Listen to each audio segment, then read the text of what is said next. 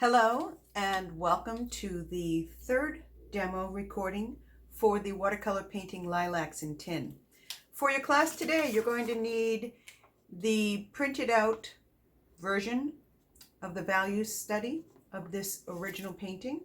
You're going to need some tape, you'll need a pair of scissors, and you will need a sharp pencil. I have found that mechanical pencils work really well for giving you a nice fine point. So if you have one of those, I'd grab that. We'll also be using some small round brushes. I have here the Artist Loft number 6, a Dream Catcher, which is a Sable Synthetic Blend number 4, and I also have a pure sable brush. It's made by Liquitex. It's a Kolinsky Plus, and this is a number 8.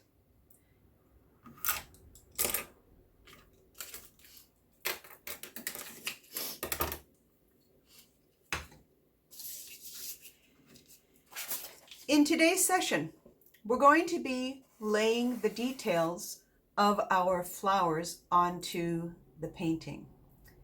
And we're going to need to transfer those details as we didn't trace them originally.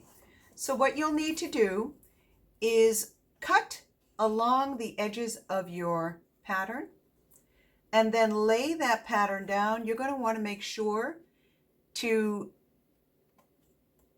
cut some details on both sides of your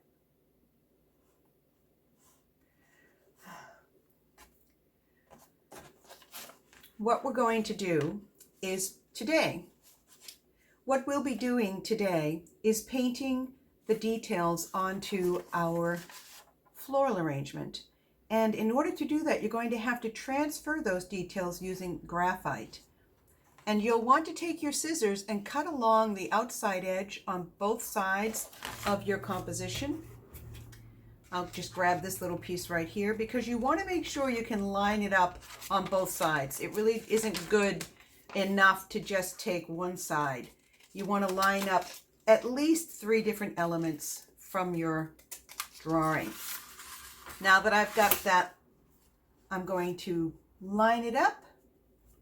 And I'll take my tape and I'm going to tape it in 2 spots so that it doesn't twist on me as I'm moving the graphite around. I'll tape down here and I will tape up here. I'm then going to take my graphite and slide it under.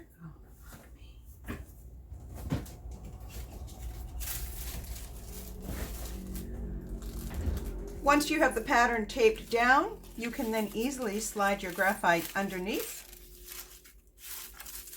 and begin to put the details of the little flower blossoms into your painting. This will probably take a few minutes, so this might be a good time to pause the video to get these shapes laid down.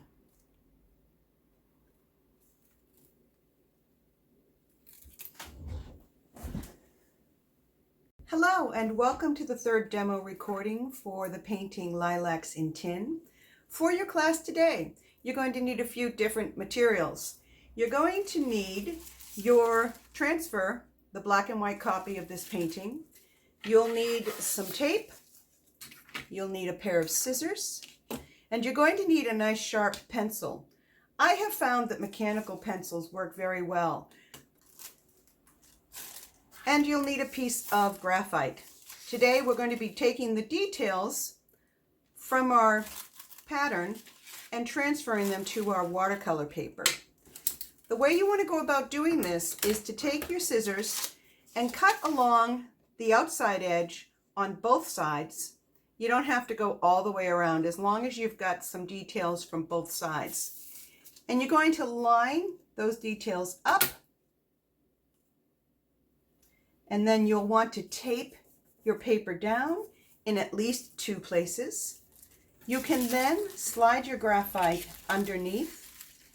And you may need to slide the graphite under from both sides. So remember, if you're tracing over here, you want to make sure you've got the graphite underneath your carbon. You're then going to take a nice sharp pencil And you're just going to come in and grab larger areas of value change.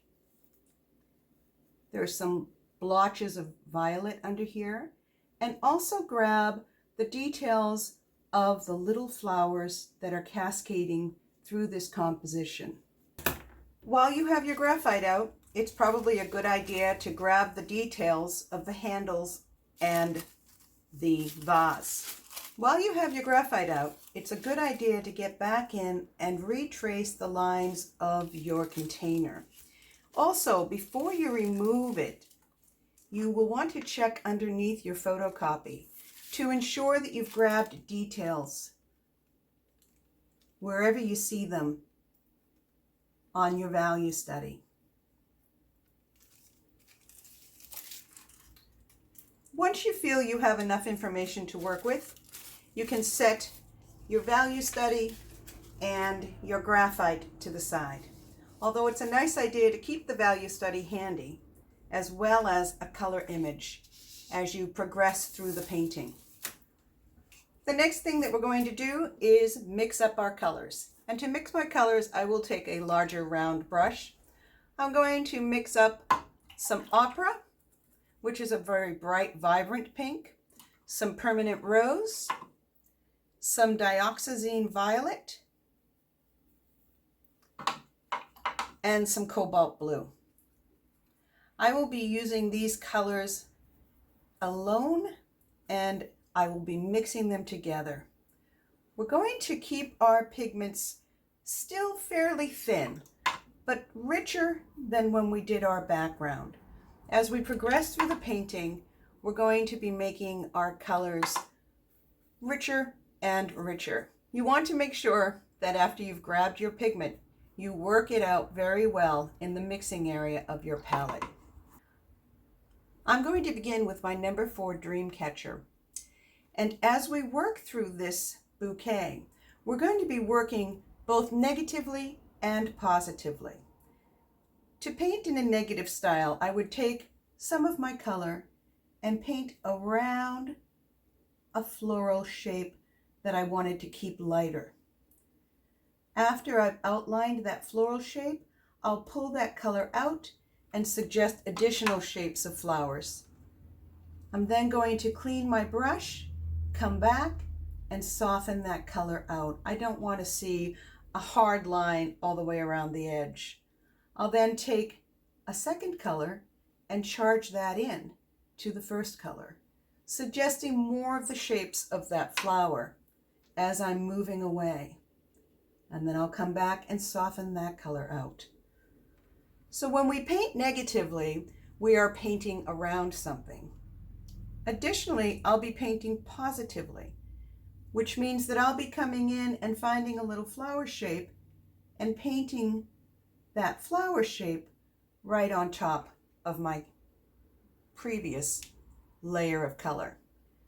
I'm going to progress from light to dark. So as I create these shapes, I do want to make sure that I can come back and blot to soften some of that color. I'm going to be working my way, completing the outside shapes and adding in some of the interior shapes using a variety of color and also using a variety of technique, moving from positive to negative painting. There are many areas that are just soft, darker values of blue and violet. And we're going to go ahead and pull those by painting them in and then cleaning our brush and softening out the color. Remember, as you're softening out, you will be suggesting shapes of other flowers. You may or may not see them. And then you'll come back with a second color and charge that into the first, cleaning the brush and pulling away some of the second color. It's probably best if you're if you're right. It is best to move from the left-hand side to the right-hand side of your paper if you are a right-handed painter, just so that you're not laying your hand down in wet pigment because you'll wind up transferring that through your composition. I started out here with a mass of blue. I've then cleaned my brush and I'm picking up some purple and I'm charging that into the blue, moving away, suggesting the shapes of the flowers as I do so. I'm then going to come back with a little bit of the pink and the blue, and I'm going to paint around a flower shape. Clean my brush and soften that color out.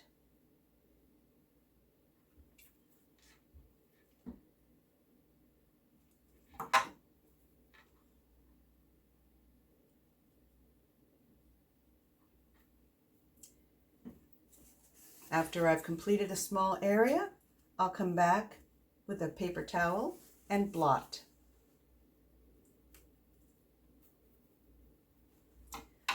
I've decided to switch to an alizarin crimson for my pink because I just feel that the opera is a bit too bright for this composition.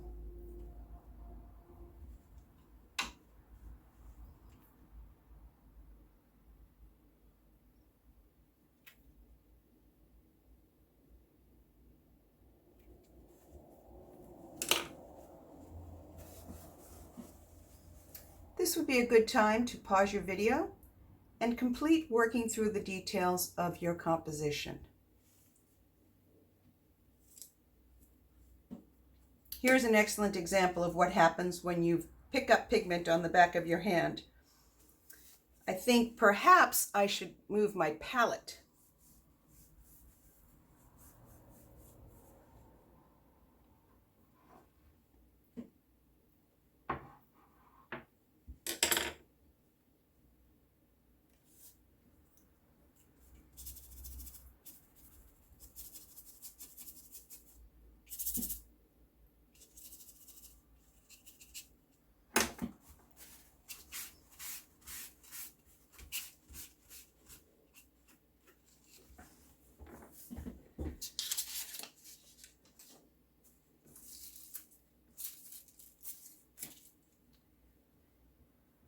Traditionally, because I'm right-handed, I keep my pigments and my water on the right-hand side of my painting. However, as I'm working so carefully and detailed, I find that I'm placing my arm into my palette. So we're going to switch and keep our palette and our water to the left as we paint the left side of this composition, and then we'll move the palette and the water to the right-hand side. I'm going to continue looking for those areas where I have darker values of color, and I'm going to try to put in the larger shapes first. Remember that we're working from back to front and from large to small. As I lay in those larger masses of darker valued color, I am going to be softening it out into the surrounding area with a clean, damp brush. I'll come back and soften again, and then I'll come in and charge a second color. We always want to be working with a variety of color and a variety of value. I'm going to take just the smallest amount of orange and dull my cadmium blue back a tint, because I want these values to recede in the painting. I don't want my brightest colors in the background. I've laid in that dulled back cadmium. I've laid in that dulled back cobalt blue. I'm going to clean my brush. I'm going to pick up a little bit of the violet and charge that in while it's still nice and wet.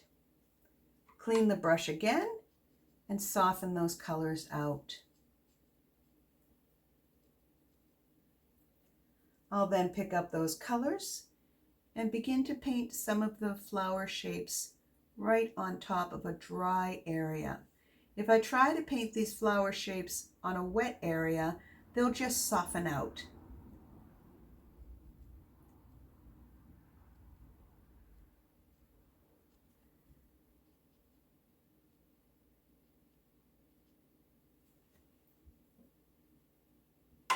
I'll then switch to my alizarin crimson. And I'll put a few of the flower shapes in that color.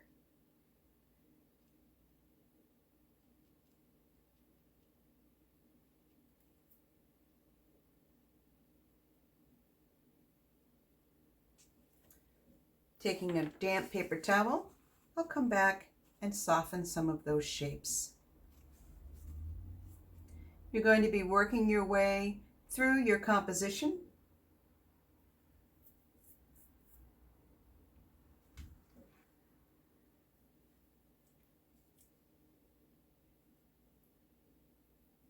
Now that I have my palette on the left-hand side, I'll try to focus on those shapes that are on the left-hand side of the composition. We are using so little pigment that if you do cross over, you probably will not have too much of an issue. The problem with crossing over your painting is that you could drop water and pigment, and you might cause yourself to have a blossom or a color where you didn't intend for it to be.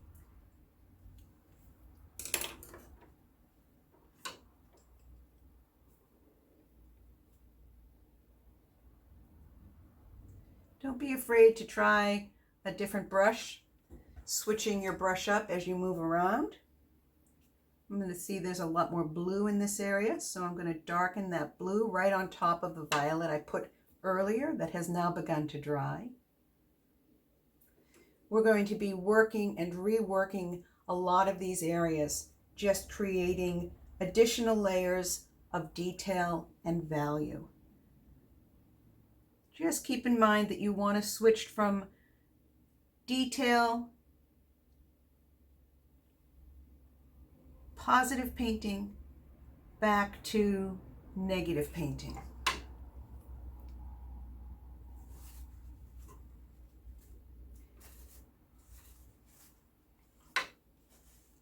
If you find as you're working you have dropped color or pigment onto your paper, you can take a damp paper towel and some clean water and just blot that right off as long as it's still wet. If it's gotten to the point where you notice it and your paper is dry, then we could use a fridge scrubber to lift that color off. Just make sure that your scrubber is clean before you take it to white paper. There's another dot, so I'm going to just blot it. Another thing that you can do is leave your paper towel up by your water, and then after you clean it, take some of that water out. This is probably a very good time to pause your video as you lay in these little shapes of the blossoms to your composition.